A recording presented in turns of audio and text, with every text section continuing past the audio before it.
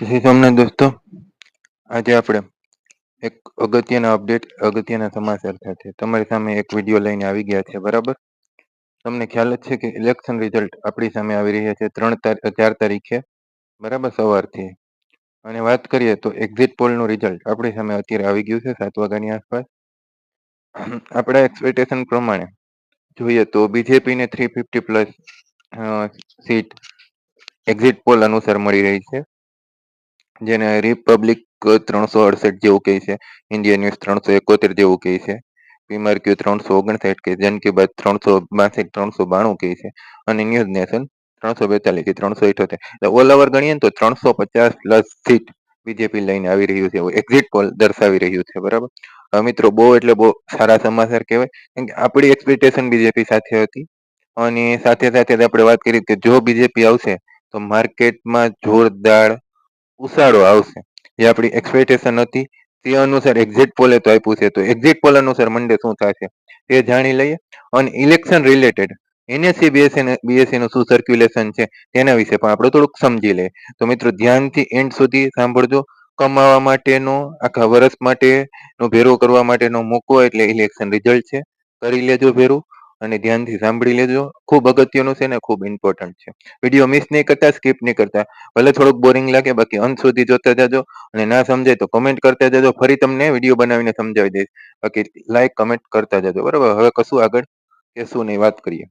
હવે મિત્રો, પેલા તો હું તમને જણાવી દઉં કે આપણી પોઝિશન શું હતી.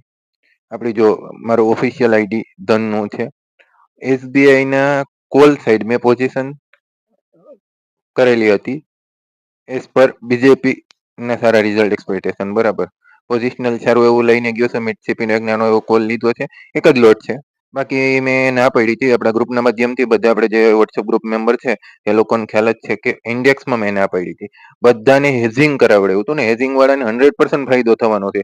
As per exit poll result હેઝિંગ વાળાને કોલ એક ફૂટ લેવડાવ્યો હતો, બે એસબીઆઈ ના કોલ લેવડાવ્યા હતા. 100% બેનિફિટ થવાનું, 100% સારું પ્રોફિટ મળવાનું વિધાઉટ ટેન્શન. શા માટે હેજિંગ કરાવડાવ્યું હતું, મેં શા માટે નથી? મિત્રો, હું રિસ્ક લઈ શકતો હતો, મને મારું રિસ્ક મેનેજમેન્ટ ખ્યાલ હતો, એ પ્રમાણે મેં only call side position. Hedging એ માટે કે સેફ ટ્રેડર છે, સેફ થી કામ કરવું છે, લોસ નથી લેવો ને સારું એવું પ્રોફિટ લેવું છે એના માટે. હવે મિત્રો, આ પોઝિશન ને આપણે મંડે જોઈએ કેવું પ્રોફિટ મળે. મંડે તમારી સાથે વિડીયો બનાવીને આપણે અપડેટ આપીશું.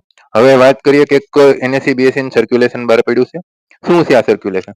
3 તારીખ અને 4 તારીખે મિત્રો હાઈ વોલેટિલિટી રહેવાની છે. ઓલરેડી વીક 24 ઉપર છે, બધાને ખ્યાલ જ છે.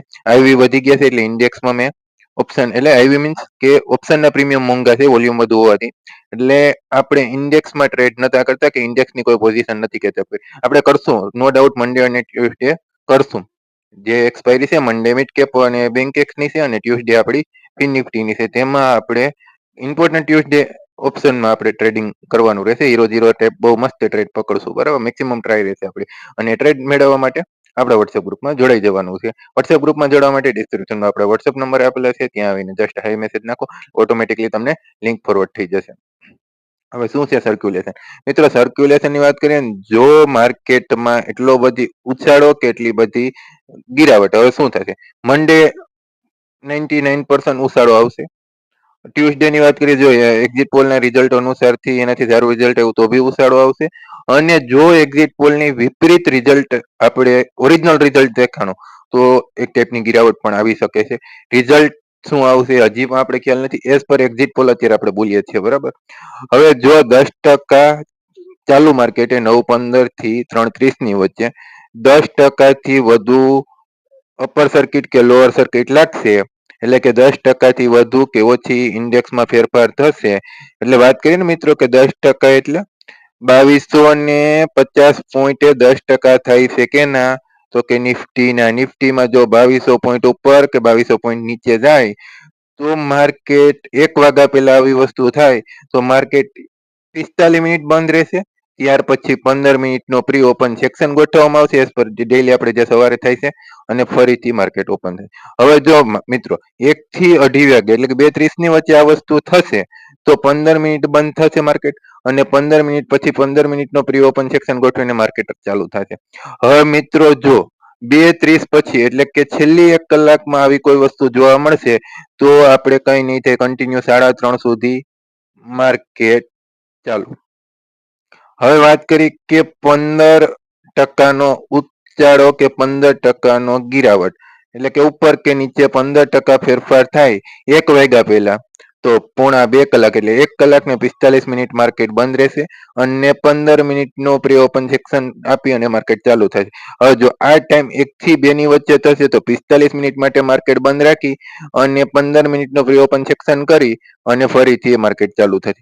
હવે જો 2 વાગ્યા પછી આવી વસ્તુ જોવા મળશે તો માર્કેટ ચાલુ થશે નહીં, તે દિવસે માર્કેટનું ક્લોઝિંગ થશે નેક્સ્ટ ડે સેમ ટાઈમ 9 વાગે ઓપન અને 9:15 પ્રી ઓપન સેક્શન કમ્પ્લીટ કરી માર્કેટ રાબેતા મુજબ. હવે જો આખા દિવસમાં એટલે કે 9:15 થી લઈને 3:30 ની વચ્ચે ગમે ત્યારે 20% નો ઉછાળો એટલે કે 20% અપર સર્કિટ અથવા તો 20% લોઅર સર્કિટ લઈ ગઈ એટલે market at a time at minute બંધ થઈ જશે અને તે દિવસે ઓપન થશે નહીં. આ એક સર્ક્યુલેશન છે, આના ઉપર આપણે ધ્યાન રાખવું. તમે કહેશો કે આપણું પ્રીમિયમ લઈ ગયેલા છે એનું થશે, એનું સેટલમેન્ટ પ્રોપર થશે, એનું કોઈ ટેન્શન ના હોય આપણી પોઝિશનનું. બટ માર્કેટની એટલું બધી પોઝિશનલી અને એટલો બધો ડિફરન્સ કેચઅપ કરવા માટે સેટલમેન્ટ માટે એનએસસી બીએસસી સર્ક્યુલેટ બહાર પડ્યો છે અને કોઈ ચિંતા કરવાની જરૂર નથી. પણ આપણે આ બેઝિક વસ્તુ ખ્યાલ હોવી જોઈએ ને, તમારા સુધી પ્રોપર ગુજરાતીમાં સમજાવવા માટે મેં તમને આપી દીધું. હવે વાત કરીએ કે નિફ્ટી અને બેંક નિફ્ટીના લેવલ. મિત્રો, ઇલેક્શનના રિઝલ્ટના દિવસે કોઈ લેવલ કામ નહીં કરે, કોઈ ઇન્ડિકેટર કામ નહીં કરે અથવા તો કોઈ તમારું ડાયરેક્શનલ કામ નહીં કરે. Just follow result. હવે વાત કરીએ કે મંડે શું થશે. એઝ પર અવર એક્સપેક્ટેશન મંડે 4 થી 5% બેંક નિફ્ટી અને નિફ્ટી ગેપ અપ ઓપન થઈ શકે. કોઈ નાની વસ્તુ નથી, આની આગળ થઈ ગયેલ છે. એટલે કે વાત કરીએ ને કે 800 પોઈન્ટ નિફ્ટી અને 1500 2250 પોઈન્ટ બેંક નિફ્ટી ઓપન થાય મંડે, તો એમાં કોઈ મોટી વાત નથી. આરામથી 4 થી 5% ગેપ અપ ઓપન થઈ શકે as per exit poll result ને 2014 2019 માં વસ્તુ થઈ ગયેલ છે, એટલે કોઈ અઘરી વસ્તુ છે નહીં. હવે વાત કરી દઈએ કે શું થશે. મિત્રો, બેંક નિફ્ટી ની વાત કરીએ ને તો બેંક નિફ્ટી જો 49,738 નું આપણું જે લેવલ ગ્રીન લાઈન તમને દેખાય છે, આ એક લેવલ એવું છે કે આ લેવલ સુધી એટલે કે અત્યારે માર્કેટ આપણી છે 48,983, એટલે કે ત્યાંથી એક સમજો ને તો 800-900 પોઈન્ટ તો આરામથી માર્કેટ ઉપર જઈ શકે. ત્યાર પછી નવા લેવલ શું રહેશે, ત્યાં પછી કોઈ નવા લેવલ નથી. કે ગેપ અપ ઓપન થયા પછી મંડે ગિરાવટ આવે એવી સંભાવના દેખાતી નથી. જો ગિરાવટ આવશે તો ટ્યુઝડે સેકન્ડ પાર્ટમાં આવશે, એટલે કે 11 વાગ્યાથી લઈ સેકન્ડ પાર્ટ તો ના કહી શકે, મિડ પાર્ટમાં એટલે કે 11 વાગ્યાથી લઈને 2 વાગ્યા સુધીમાં માર્કેટમાં નીચે આવી શકે. ત્યાં સુધી કોઈ expectation as per exit poll result નથી. જેથી રિયલ રિઝલ્ટ આવશે અને જો રિઝલ્ટ નેગેટિવ એટલે કે બીજેપી થી ઓપોઝિટ થશે એઝ પર અવર એક્સપેક્ટેશન થી, તો માર્કેટમાં એક ટેપની ગિરાવટ આવી શકે એટલે કે નીચે જઈ શકે. હવે મિત્રો વાત કરીએ ને તો લેવલનું તો અત્યારે કશું બોલી ના શકું, તે કશું કહી ના શકું, પણ હું એવું ધારી રહ્યો છું કે અહીંથી જો આપણે કેચઅપ કરીએ ને કે એક લેવલ ક્યાં સુધી માર્કેટ અપસાઇડ જઈ શકે, તો મિત્રો અહીંથી વાત કરીએ ને તો એક પોઝિશનલી તમે કેચઅપ કરો ને તો મારો ટાર્ગેટ બેંક નિફ્ટીમાં 52,000 સુધીનો રહેશે. 52,000 સુધી માર્કેટ અપસાઇડ જઈ શકે. અત્યારનું માર્કેટનું ક્લોઝિંગ ક્યાં છે મિત્રો? અત્યારનું માર્કેટનું ક્લોઝિંગ 49,000 ની આસપાસ છે, 48,983 બેંક નિફ્ટી. ત્યાંથી મારો એક એક્સપેક્ટેશન પ્રમાણે અપસાઇડ જો માર્કેટ જશે તો 52,000 એટલે કે 3,000 જેવી માર્કેટ અહીંથી બેંક નિફ્ટીમાં ઉપર થઈ શકે. જો મિત્રો અહીંથી માર્કેટ નીચે કોઈ મુવમેન્ટ આપશે તો નીચે માર્કેટ એટલે કે સપોર્ટ લેશે તો ઓનલી વન લેવલ છે 47,000 નું, એટલે કે 2,000 ઉપર અને 2,000 નીચે અને 3,000 ઉપર માર્કેટ આરામથી કાપી શકે. પણ એઝ પર એક્ઝિટ પોલ જોઈએ તો બેંક નિફ્ટીમાં આપણે નીચે જવાની કોઈ સંભાવના અત્યારે દર્શાવી શકતા નથી. રિયલ રિઝલ્ટ શું દર્શાવે તે આપણે ટ્યુઝડે જોશું, બરાબર, લાઈવ માર્કેટમાં.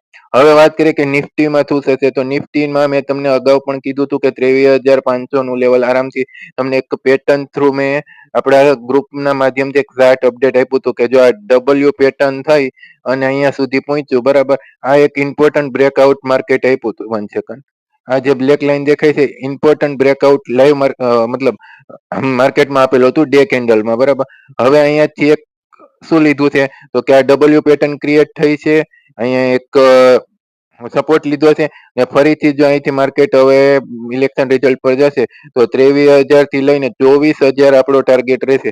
જે આપણો 24,000 નો ટાર્ગેટ આપણે આ વીકમાં આવતા વીકમાં જો જોઈ શકીએ એટલે કે જે આપણું કમિંગ વીક છે એમાં આપણે 24,000 નો ટાર્ગેટ જોવા મળી શકે એમાં કોઈ મોટી વાત નથી કારણ કે રિઝલ્ટ સારું આવ્યું તો 24,000 આરામથી કે વાત કરીએ ને કે અહીંથી 13 હા કેટલા પોઈન્ટ થાય તો કે માર્કેટ બંધ છે ત્યારે 22,529 એટલે કે 1,500 પોઈન્ટ જેવું બેંક નિફ્ટી ની નિફ્ટી અપસાઇડ જઈ શકે આ મિત્રો આપણો અગત્યનો અપડેટ હતો આજે આપણે કમ્પ્લીટ વાત કરતી હતી કઈ સાઈડ માર્કેટ અપસાઇડ જશે તો શું થશે ને ડાઉન સાઈડ જો વાત કરીએ બેંક નિફ્ટીની સોરી નિફ્ટીની તો નિફ્ટીમાં ડાઉન સાઈડ ની વાત કરવા માટે આપણી પાસે સપોર્ટ રહેશે 21,700 સુધી એટલે કે લાઈવ માર્કેટ થી 1,000 હા 800 થી 1,000 પોઈન્ટ નીચે નિફ્ટી આવી શકે જો કોઈ રિઝલ્ટમાં ટ્યુઝડે કોઈ પ્રોબ્લેમ દેખાય તો બરાબર હવે જે લોકો ઇન્ટ્રાડે ટ્રેડર છે ઓપ્શન ટ્રેડર છે એના માટેની વાત થઈ ગઈ છે હા વાત રહી કે શું કરવું